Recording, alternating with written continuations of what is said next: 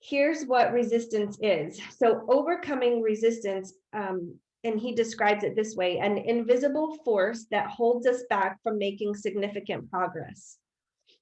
It's an invisible, destructive force that opposes you anytime you try to do something significant or make an improvement in any area of your life. All right. So, resistance is going to attack us because we're building our own business. Like, we're not just going to a job and you trading hours for dollars. And some of you do have a job that you're going to every day, but we're going to talk about resistance within the area of building a business. Now, you can see resistance happen, let's just say in your marriage. If every time you seem to start to get a little bit closer and you're working on things, or you're just enjoying each other's company more, you're getting along, and then like this weird fight comes out of nowhere and you're like, where did that even come from? Like, we were fine. Why did we start this argument and now we've been set back? That usually is a symptom of resistance that's coming into your mind. It's a deeper heart issue that you're not dealing with something that's really affecting the closeness of that relationship. So we're going to use resistance in the discussion today in business, but just know this can show up in almost any area of your life. And if you don't learn to recognize what it is and overcome it, it is going to be that invisible force that holds you back. And it will hold you back in finances. It will hold you back in relationships. It will hold you back in your career or success. It will hold you back in your business. It will stop you in your tracks. So resistance convinces you to stay in bed instead of getting up to face the day. Resistance has you focus on the one critical comment instead of the 99 positive comments people made about you and your work. Resistance is staying home instead of going out. It's getting the closet organized instead of getting out there and doing those high payoff activities that you should do. Resistance cannot be seen, it cannot be touched, it cannot be heard or smelled. It's a restrictive negative force, and its aim is to distract us, to discourage us, and to stop us dead in our tracks. The more important our work is, the more resistance is going to show up to stop us. Resistance aims to stop you. It targets the epicenter of your being, your genius, your soul, the unique and priceless gift that you were put on this earth to give and nobody else has. So what should you do? Recognize if this problem is real. So get going, do the work, and the feelings will follow. The best way to fight resistance is action, massive action. The greatest way to combat procrastination and gloom and fear is to act and move out. If you start doing the work, the feelings will follow. Once I commit to forward action, the feelings eventually join up with me. So I would say first is recognizing it for what it is. And it does go a lot with the studies or the information you guys have been hearing about, these red light stories. That's the story that you start to make up in your head. And so what do you do? Like, once you have that, Jen gave us some great steps on it, but one of the best things is just to move into action, just like recognizing, that's resistance. I didn't invite resistance to the party today, so he has to leave. Like, there's no room at the table for him. I didn't want him. I'm not going to serve him. I'm not going to ask him what he wants. I'm not going to play a game with him. I'm not going to give him cards to play a game with me. He has no place at this table today. That's resistance, and resistance has to go. Okay, so that's part of it, is recognizing it for what it is and tossing it out, and then just move into like the opposite direction of what that resistance told you to do. So if resistance says, you should just stay in bed, like, who wants to get out? It is raining outside, and whatever it is, watch Netflix instead. Go clean the closet. I think that's a big one for me because I like to organize things. What is that? Like, recognizing it. If it says go clean the closet, I will clean the closet because it probably needs to be done. But what action steps can I take opposite of that? Like 5 things. What can I do? Make 5 phone calls.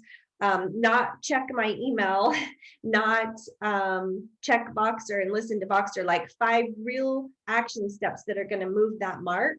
and then I can go clean the closet if it really needs to be done, but do the opposite of what that is. So another great book that discusses resistance is this book called The Big Leap. I don't know if you guys have heard of this one. It's by Gay Hendricks. And he talks about 4 different areas of your life, and or like 4 thought process that will hold you back, almost like a rubber band, where you start to move forward and you're doing good, and then it's like self-sabotage that snaps you right back into old thinking, old behavior, or whatever that is. And it's, you know, usually from our childhood, it's things that happen. It's a response that we've learned sort of as a survival skill over time, that may have sort of served us well at one point, maybe as a child, but as an adult is like a terrible skill set to continue on. But unless you recognize and deal with it, then that's your subconscious way of keeping you safe and in that comfortable place. Because even the known chaos is sometimes better than the unknown joy. And we don't even realize that we choose to stay in the chaos or the dysfunctional thought process versus moving into growth and, you know, the joy that can come with that. And so he talks about really like all areas of your life, not just financial, because what's the point of having great financial success but you have no relationships in your life? You know, what's the point of having great financial success but you have no time freedom to enjoy it? Like, that's not something that any of us would really say that that's what we want. And oftentimes that can be for people that are highly financial success. They've had to make a lot of trade-offs throughout the year with relationships and time with people, or doing the things they want, to stay focused in doing enough activity that's going to get them to the top of their career, which we don't have that with, because we have multiplied effort through team that builds residual income. It looks very different for us. So sometimes the thought of, if I'm successful, if you look at somebody who has a really successful business, you may think, yeah, but that business owns them. They're not owning that business. They can't go anywhere. They don't get vacations. They're just bogged down by that. Or even somebody who you would say successful as a doctor. Yeah, they're a doctor and they've got the status and they've got the money, but do they have the time freedom to enjoy it? You know, are they able to spend really quality time in longer spurts with their family, or are they always on call and always at the office and, you know, making trade-offs with that? So maybe it's even something that they get great fulfillment in doing and being a part of, but you know, with our business, we don't have to make those trade-offs. We really don't, which is a hard thing to even imagine, that you can have great high success financially and have good relationships and have the time freedom and, you know, have the monetary ability to enjoy that time freedom. So this is another great book if you're looking for something to help you with that headspace and the side of resistance. So let's open it up here just for a few minutes. Can you guys tell me an example of maybe a place that you have seen resistance come up in your mind? I'll give you one example for myself, and it's the idea I used to have, and I had a conversation with Sharon about it, and I don't as much anymore, but it was, you know, I didn't go to college, I don't have a degree, and I don't have a title. So who would listen to me if I don't have the persuasion of you know, a college certificate or degree, or like even a certification as a health coach? Like, who am I to coach somebody with their health if I don't have a title? If I go back and I get some sort of certification or something, then I would be more confident and I would, you know, share that. So really that resistance would be a distraction to just getting into conversation with people. I made the story up in my head and they weren't thinking about it. Once I got over it, like that question never even came up again. That's what was weird. Like I had people say, well, like, what's your training in this? Or do you have a degree in this? I like got over that in my head and I stopped questioning it. I swear it never even comes up. Nobody even asks me that anymore. It's like I was thinking it into their conversation somehow. So that's one example. But what else have you guys ever noticed an area or a space in your life that you've seen resistance and then been able to overcome that, or even just recognize it? Yes. So there was many, many times in my growing up that I was told I would never amount to anything. I mean, over and over again. And it depends on my energy level. If I'm really tired, that statement will come into my thoughts. And so now that after reading The Big Leap, it's like, oh my goodness. I mean, that is just ridiculous. I mean, absolutely ridiculous, because some of these people are already dead. Yeah. I mean, hate to celebrate that, but that's true. So that it was really, really powerful, that The Big Leap, just powerful Yeah, into recognizing those things. right. And And then my husband, same thing. He grew up in from a dad that would tell him, "You're not going to amount to anything. In fact, you're going to be in jail. You won't," like terrible things. I can't even imagine that an adult would say those things to a child.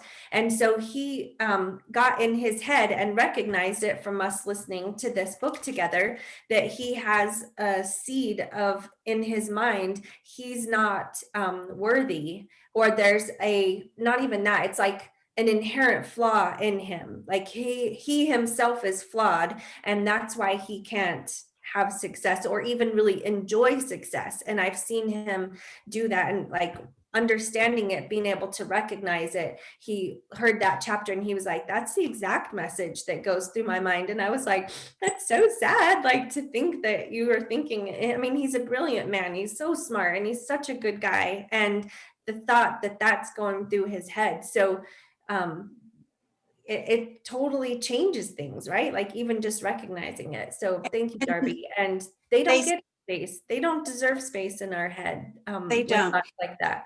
And another thing is those people are having in your life, wherever they are having come aparts, and they project that on you. You don't have to accept that. And it's like, wow, you're really having a bad day today. I'm so sorry. And then you can get up, then you don't let that impact you, because they're trying to make you feel less because they feel less. Right. So that's not internalizing. So their negative thought is an obstacle, but you're internalizing it as a resistance. Do you see the difference with those? Anyone else have anything you want to share? I have no problem creating plenty of resistance, even if someone doesn't speak it over me. I don't know about anybody else, but I can make all this nonsense up in my head, and I do. Like I was challenged to do a live Facebook post learning out loud about what I've been learning in the Legacy Leadership Academy. And immediately red light stories or resistance is just popping into my head. Why would anybody listen to me? Why would they even be interested in doing this at all? And when I'm trying to like approach my business with people, like you don't look like the perfect picture of health. So why would somebody follow you? And I have to have the practice of I write it down. I identify all the different things, including the things that I like to do instead of taking action. Like Stacey, you like to organize. I'll either do laundry, dishes, or binge Netflix. And but I have to write those things down and recognize it. And then I have to flip it into a positive thing. Um, and then listening to that book with my husband, he loves that book. We're going to re-listen to it again, The Big Leap. And we've been using the term upper limit problem. And I'll give you a funny example of the upper limit problem, but this kind of goes to show you that it can be so deep seated that it can be everywhere. One of my partners in this new software company that we've been launching just bought us a lovely dinner the other week. And then he told us on Wednesday, he's like, order out DoorDash and get lunch for you and your husband and expense it onto the company. And immediately, I didn't even recognize this as a red light story. I just immediately said, oh, we can't do that. You just bought us dinner. And my husband's sitting next to me and he heard this and he said, do you see, is that an upper limit problem? And I was like, that totally is an upper limit problem. I had hit my limit because they had already paid for a dinner for us. And I immediately start to almost feel indebted. I'm not worthy of you guys buying us lunch as well. When really that has nothing to do with me. They're choosing to do that. And I was putting that limit there. And it took my husband saying, is that an upper limit problem? I was like, holy cow, it totally was. So there's a funny little example for you guys on top of the, serious red light stories. That's a great example. Anyone else?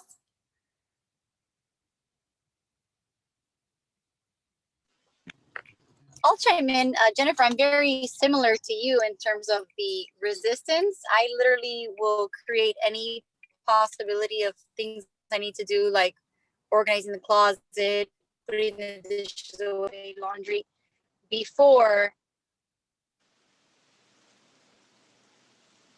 3 days a week for a few hours. And now I know time clock, when I drop her off, I have to get back home and quickly do my stuff. And I'm trying as best as possible to eliminate that resistance. But what you said, it was totally, I felt like it was the definition of Sandy in the past. So I'm doing better to recover, but you're right. It's great to recognize that and try and move past it. Thank you, Sandy. Anyone else? So I wanted to follow up with my red light story from Friday. If you were on the call, I have a tennis friend that I was reluctant to to tell about Juice Plus because she is a nurse and her husband's a doctor. And I just didn't want to be the Juice Plus lady, always touting the product. So I really didn't bring it up. And she had mentioned, I was telling everybody on the call Friday that she had talked about her daughter and that she was getting to be the age where she was going through a lot of hormonal changes, and she was getting pretty bad acne, and they had tried a lot of other solutions and just hadn't found anything that worked.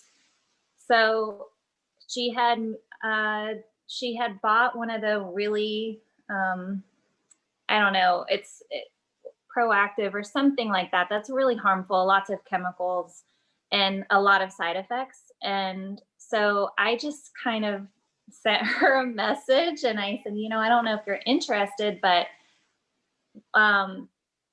what I work for a company that has fruits and veggies in a capsule, and wouldn't it be great if, your daughter tried it and it worked for her and helped her skin. I know there's been a lot of studies on how it has been beneficial for your skin. And obviously, as you know, what happens on the inside shows on the outside of your body. And so I said, I don't know if it'll help, but if you could avoid those harmful chemicals, maybe you could give it a try. And she asked me yesterday, she said, I just had a chance to look at everything and what do you use? I'm really interested. And so I just sent her what I use. And then I said, I use everything. I love everything.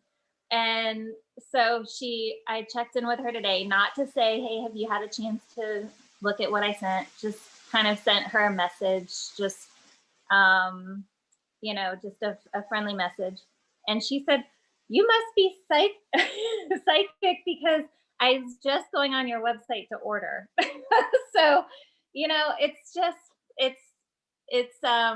it's so true. I think what is in your head holds you back so much. And if you just get out of your head and really just have the momentum to move forward, then great things can happen. For sure. Thank you for sharing that with us. It's always good to hear the follow-up, right? Like we hear one side of it, we like to know what's happened with it. So sorry about that. My son's headed back to Texas, so he was saying goodbye. Okay, so we can come back to this at the end if we have some time, but we're going to move on to resilience. And so if you've read anything by Brene Brown, she talks a lot about resiliency, and I'm going to cover some because he puts it in here, but let me read to you his definition or kind of what resiliency looks like. So he gives a story of his favorite cherry tree in their front yard, and it finally died, and they just kind of were having to cut off limb by limb. After each storm, one of the limbs would fall off. And once the tree was lying in pieces in their yard, he understood why it was breaking. And it was because it was dead inside. It was totally dried out, and it was infested with ants. So he said, teams and organizations are much like like their cherry tree, and so are leaders. So think of this, this topic we're talking more on, again, reflecting on ourselves and what resiliency do we have, and maybe not as much like what resiliency the company has or the industry or whatever, but just, or even our team or your team, think of it internally, right? Because if you're thinking of like standing in a circle, you're the only one that you can change in that circle. So that's really a good thing. Like I can't change everyone else around me, but I can change me. So and he's talking specifically of leaders, if they are alive and thriving on the inside, exhibiting resilience and the ability to change, pressure does not destroy them. They bend and they flex with what life throws at them. So resiliency is the ability to become strong, healthy, and successful again after something bad happens. So let's just use, all that has happened in the last 10 months with us as a country, as individuals, and people's health. We've seen that, just all the fear that has been created around us. That fear in and of itself is going to easily become a resistance that keeps us from moving forward, right? Like fear is a powerful motivator, but it's a terrible place to make decisions from, right? So fear can move you into action if you need to move into action, like in a dangerous situation, but it can be an anchor to your soul that holds you back from really living. And a lot of times just information is what's needed to empower us to move forward. And so resilience is the ability to become strong, healthy, and successful again after something rough or bad has happened. And so David Beavers is quoted in this book, and he says, persistence is the ability to stay in the game, to not quit, and to hang in there. It's the attitude needed for the long haul, the recognition that success in our business is not a 100-yard dash, but a marathon. If I could like scream that from the top of the mountaintop, but it's not a quick sprint that you win. This isn't like, there's a difference between running track and running cross country, right? Like most of track meets are shorter, races.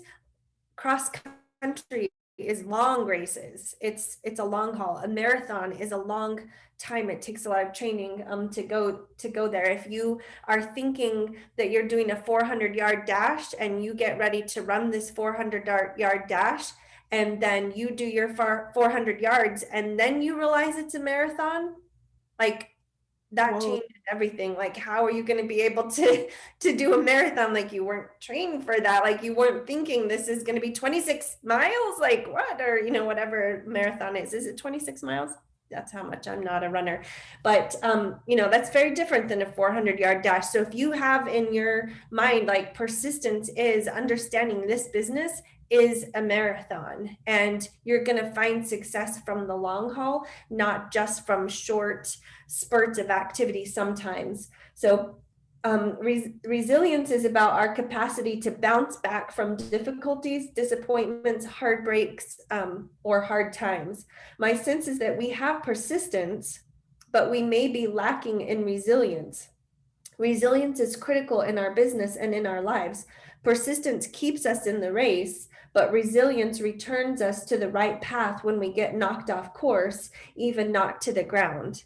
Think of like you're still running in that race, but if you have somebody that falls and scrapes their knee, resilience is kind of the first aid that comes, and they wash your knee off and put a Band-Aid on it, and you decide to keep running. That's where resilience is.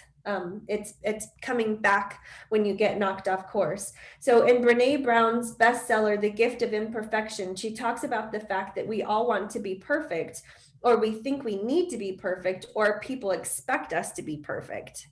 And there was something that was said this weekend in the Branson boot camp that I just caught, like, I don't even know if this was the words, but it's like what spoke to my heart. What if we let go of like even doing the best we can? So I would say to my kids, well, you got to see, but was that the best you could do? Did you do the best you could in studying for the test and on the test? Yes. Okay, that was the best you could do. So let's move on.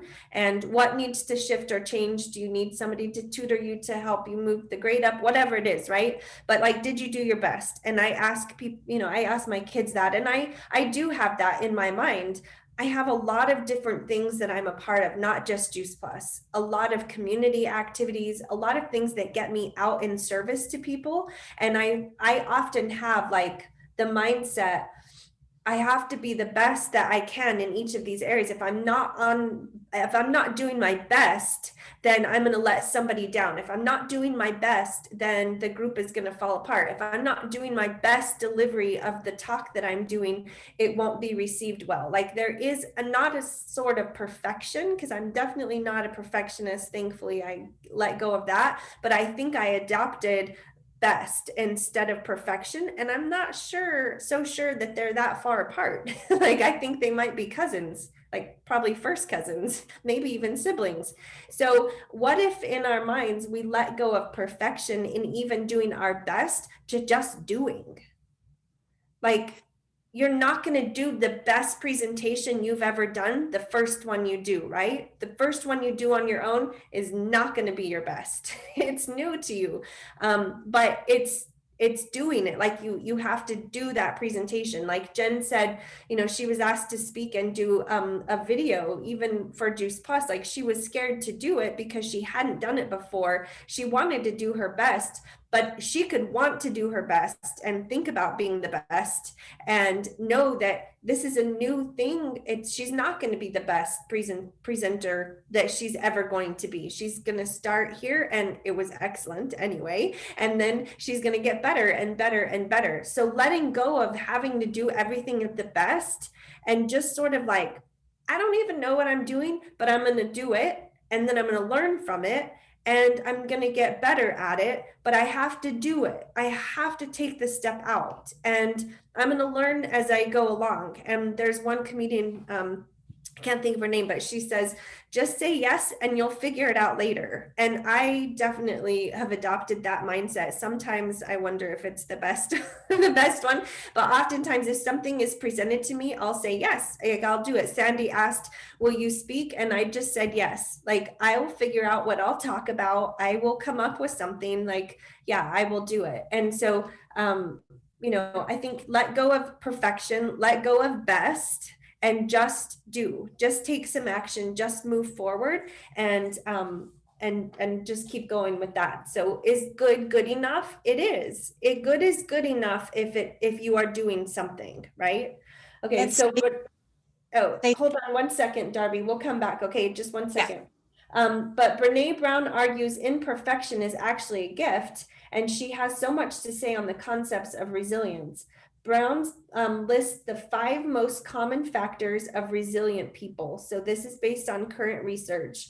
1, they are resourceful and they have good problem solving skills. So yeah, I don't know how to do this, but I'm going to figure it out, right? Like I will find somebody who knows, I will read a book that shows me, I will watch a YouTube video, I will whatever. So being resourceful is asking for help and not knowing how to do it all yourself, and then having good problem solving skills. 2, they are more likely to seek help. So if I think I have to be perfect, I won't ask somebody. I will just expect myself to do it. And this is a hard one for me because I am very independent. Ask Sharon. She's like, oh my gosh, Stacey, you don't have to be so independent. My word for this year is ask, because I need to ask for help and support in the areas that I'm working in. I can't do it all myself. And there are people that have better skill sets and better training and better connections that I need to bring in. It's not just about me. So are you more likely to ask for help? 3, they hold the belief that they can do something that will help them to manage their feelings and to cope. So again, I think that goes back to problem solving. My relationship isn't functioning well. Like if you're in that place, and Jarrett and I recognize that we've been married 22 years, but recognize like there were things that we needed work on.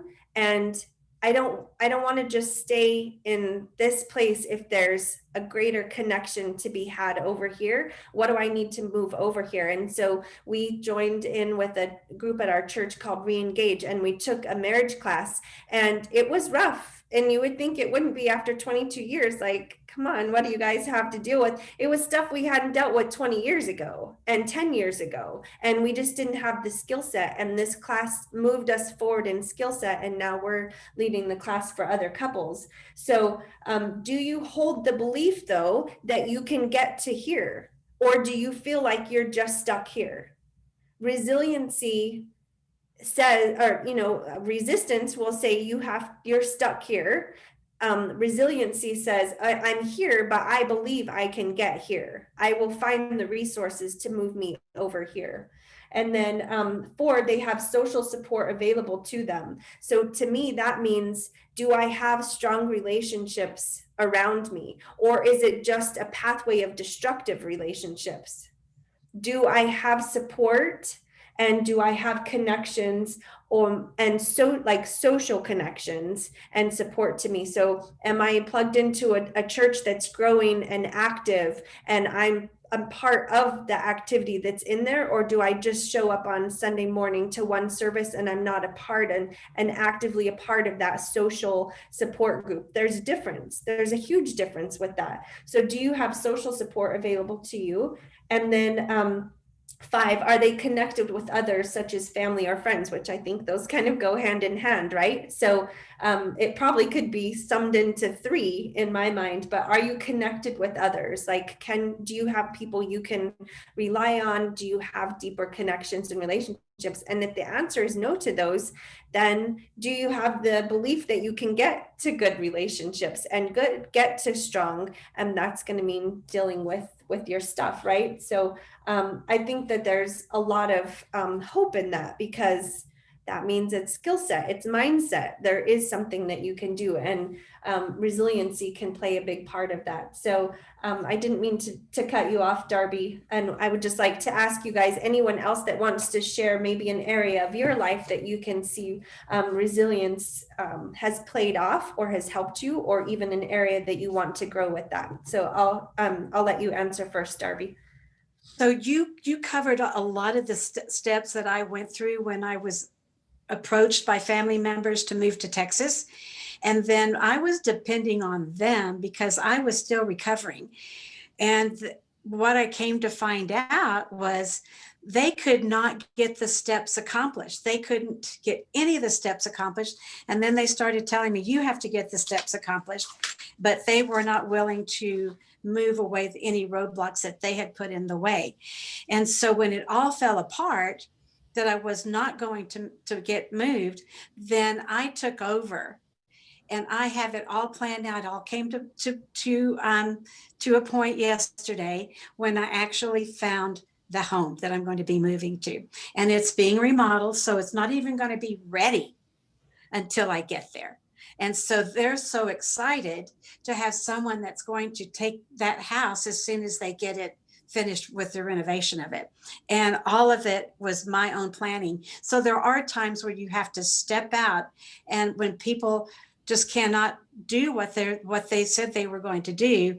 And then I had to set the goal to find a home, because what you have to understand is that the homes that are available in Texas are almost non-existent. It was just, I mean, no matter where I looked, I could not find a home that was within my means. And then finally, when I found it, I mean, I had to snatch it right then. I didn't have to go back to someone else and say, is this okay? I knew it was okay because I'd already done my research of what I could do. So that happens with Juice Plus too. And you have to have that goal set out there in the distance. And once you set that goal and you know, I'm going to be there in that house on the 23rd of May, then I have to back in setting up the move and getting the new bank account and do all that kind of stuff that I have to do now. But I couldn't do it until the end goal was set. So Right. that end goal is huge. And Darby, I think you're a good example too of resiliency, of being able to bounce back. You know, you weren't able to teach in person, and that was a resistance to what your life goals were at that time. Then you end up with COVID and in the hospital, really sick. I mean, that's definitely a setback. And yet your resiliency, as you moved past and you got healthy, strong enough again, you took advantage of the time you had at home to be able to still do your teaching well, and then to take advantage of that time, that bounce back, to be able to grow your business. So I think Right. that's And that teaching and that part of being online as a school teacher helped me with my Zooms. So I don't have any problems now with my Zooms. They're easy. It's just easy, whether I'm doing it through the slide presentation or just, talking to them. And that was something too, the resilience of like you would rather do an event in person, but have to do it on Zoom. She made a goal to do 100 Zooms, knowing by probably the 10th one, she would be much better than she was the first one. And can you imagine how easy the 100th one is going to be? So that's a great example. Does anyone else have something you want to share? I've got a little funny resilience story for you guys. I've just been reaching out to people, and I was reaching out to a girl that I went to high school with, and she was one of the cooler kids. And I had a lot of red light stories reaching out to her, at just starting the conversation, being like, "Hey, it's been almost 20 years since Alamo High School. How are you?" And I already had red light stories. Guys, she didn't remember who I was. And the old me would have been like, oh, I would have backpedaled like crazy, because how embarrassing is that? You're like, hey, how's it going? We graduated from high school together, and she doesn't remember me. But I had to move past that and work through my red light stories and continue having a conversation, because going back to the concept of love, serve, grow, it's not about me. Is there something in this lady's life that I can help her with? We started having this great conversation. She ended up actually connecting me with my mom, of course, because everybody loves Kathy Crispin. And then we started to have a really great conversation about, they had been very sick and were really struggling with severe weakness. So I said, well, dude, you want to have a virtual coffee date with me? I'll tell you about what I do trying to help families get healthy. And we're scheduled to talk tomorrow. So I had to be resilient, not to let, my middle school mentality of, oh, she's going to think I'm a dork, get past that and continue to say, is there something I can do to help serve this person? And we'll see what happens tomorrow. Excellent. Anyone else want to share?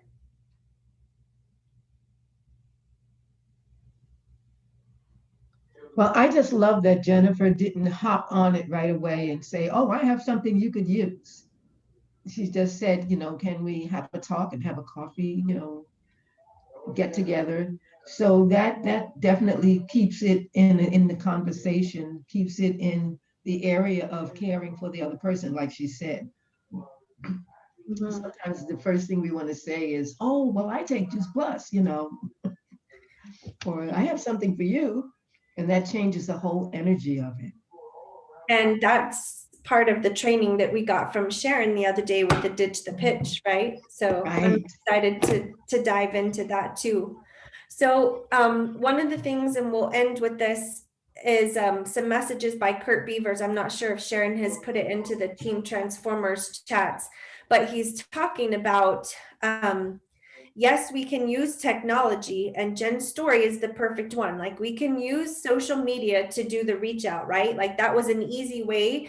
Jen doesn't live in the same town as this gal does. She can't see her at Walmart and start a conversation. She doesn't live there. And we have the advantage of social media to be able to put us in front of other people. It's easy just to post, But that conversation and this meeting is happening because Jen reached out personally. So not only did she just reach out, then she asked, hey, can we get on Zoom together to catch up, or like face to face, get on the phone. So Kurt talks about technology. So putting out post on Facebook or sending people a video is like, excuse me, the brochure of the past. Okay. If I had a whole bunch of brochures in my purse and I just passed them out to people, and I had a conversation, I passed them out a brochure and I gave them a brochure and I walked away, I'm not going to have any customers, and I wouldn't have team members by this time either. So a brochure is a good, it can give information, but if I just give them another brochure and then I mail them another brochure and then a different brochure, I'm just giving them information. That's not going to lead to a customer. Very few people will take that brochure and then go online and order, even if my little sticker's on there. The same is true with videos. We can send a video, send a video, send a video, like using that technology, that easy link as the brochure, but that's not going to get us customers. It's got to be in the conversation. Take it offline as much as you can. If you can be in person, be in person. Most people are okay meeting one-on-one. They may not be wanting to go to an event with 100 people.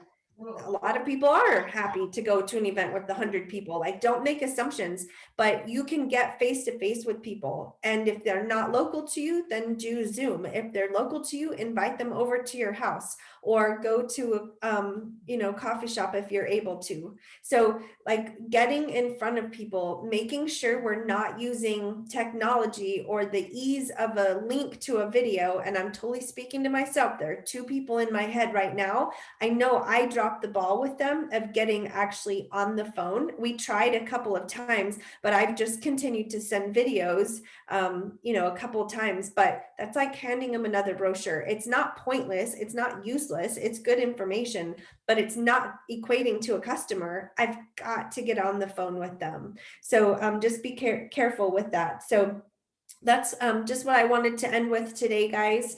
And we can stay in here and talk for a few more minutes if somebody has questions or anything that they want to add. But thank you, Sandy, for asking me to come speak, and Sharon for trusting me on your line with your people too. So anyone else want to add anything before we sign off?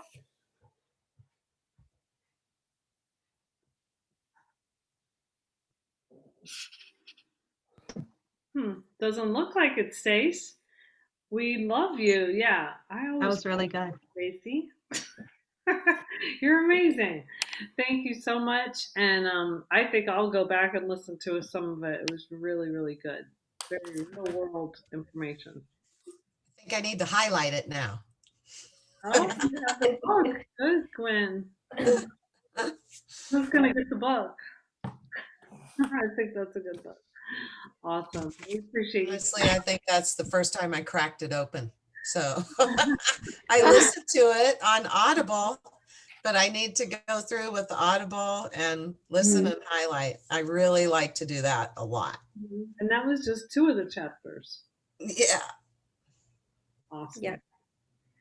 And I do find that too, Gwen, like if I listen to a book on audio and I really like it and I'm like, dang, that's really good, then I order the paperback, because had I not had this one on my shelf and highlighted, it was easy to come back this morning and open these 2 chapters, review them, and then do a training. I mean, honestly, guys, I looked at it maybe 5 minutes before I got on, just being honest, because I've used the information myself. I've already done trainings for my team on it. I've done trainings in our community on it. Even went to a junior high and was talking to the kids about obstacles and resistance and helping them find their one word. And I used a lot out of, the information out of this.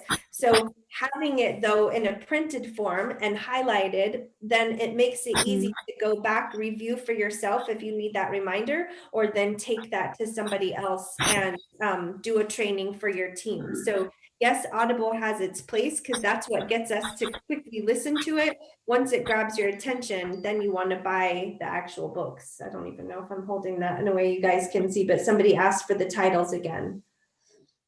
And those are the kinds of things you could go live and just offer that up as value on your wall too. Yeah, you totally could. It doesn't have to just pertain to business. So it helps you, you know, be seen as somebody who brings value. I like that, Jennifer. Learning out loud. Yeah, as we learn, we should. Great. Thank you, Sandy, for arranging for Stacey to be here today. Awesome, awesome. Great to see you guys. Doug has an event this week. Dougie, is it Thursday night? Yes, we are Thursday night, 8:30 or 8 p.m. I don't know. I got to put it in there for you guys on Team Transformers. It's me and It's Denise. 8 p.m. Denise, what is it? 8? Thanks. Eastern. Denise Romney and I team up. This week we have Nicole Fiel as a special guest, and Ashley Hudson's going to be speaking, and another guy. So I forgot his name. Michael, I think. But it should be really good. I got to practice because everybody's like really great speakers on this thing. So I don't want to embarrass myself. Today's kind of the last day to sign up for the DMO challenge. This is just so that we can get used to using the DMO planner. Doug is heading up a challenge. It really starts with today because it's just 2 weeks. And so it's just keep accountable. He's going to put a post into Team Transformers every day for people to post what they did that day. And that just helps us all. And then there's going to be a drawing in a couple of weeks for Valentine's Day. Isn't that what you're doing? Yes, and I've learned already today on the first day of just starting off this morning that I learned this from working with my health coach. You know, sometimes you think you're eating on point and you're all in the zone and stuff, but until you start writing it down, you don't realize. So I don't really write down. I do goals and stuff usually, but I don't usually fill in a DMO planner. And it totally changed my blitz this morning, and it changed a lot. So I think it's a great challenge, and we're keeping it simple. We're using just a DMO planner from the website, and that's it. And the Branson Boot Camp is in Team Transformers stream. Bye, Stacey. Thank you. Yes, thank you so much, Stacey. Appreciate it. Oh, bye. Thank you. Anybody else? Stacey's. What, Doug? I was going to say, Stacey's team. You guys have a weekly one going already, as you know. Yeah. So I would encourage you guys to participate in that. Don't double dip on them. I'm not. I'm like, no way. They can use what they're doing and put it on the DMO planner. Well, I don't know if that's fair. Oh, They could all just join. It's already, the work's already done because they're over in that contest. that's what I You mean. have to pay to be in ours, though. That means mine's better. That's No, just right. kidding. Not necessarily. Hers never ends, and the piece of paper is a lot prettier. Yeah. Oh, It never ends. The song that never ends. all right, you guys. We'll end the recordings. Doug, you want to turn off the live, and I'll stop the